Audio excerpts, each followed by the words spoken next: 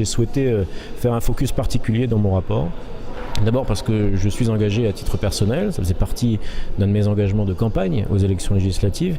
et surtout parce que malheureusement, un grand nombre de territoires, notamment la Nouvelle-Calédonie, mais c'est vrai de la Polynésie française également, un grand nombre de territoires ultramarins sont malheureusement au-dessus de ce qu'on constate, et ce qui est déjà pas bon, à l'échelle nationale. On a des taux de violences sexuelles, de violences physiques et même de violences verbales qui sont entre 7, 8 et 9 fois supérieurs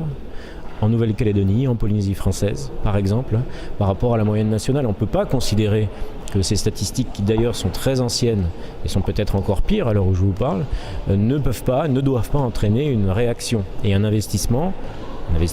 personnel bien sûr, mais un investissement financier aussi sur ces territoires. Donc l'objectif, c'est de mettre un focus à nouveau,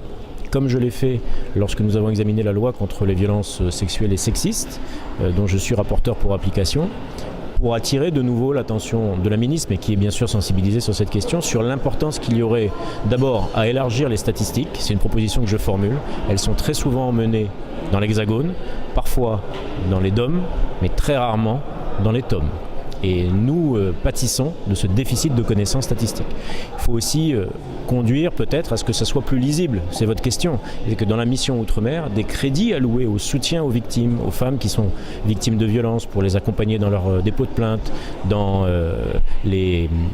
difficultés qu'elles ont à gérer un quotidien avec un conjoint violent par exemple, et d'autres mesures, qu'elles soient logées dans les crédits Outre-mer, pour qu'ils soient visibles.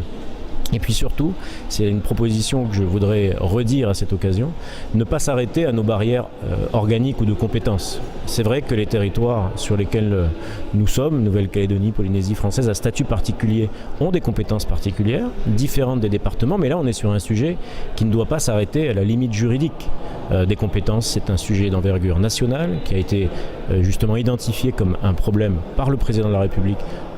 à traiter et à régler durant le quinquennat, durant la mandature, et donc il faut s'affranchir des obstacles juridiques qui tendent à dire écoutez, on n'est pas compétent, on ne peut pas vous aider, débrouillez-vous, en gros, il faut aller au-delà.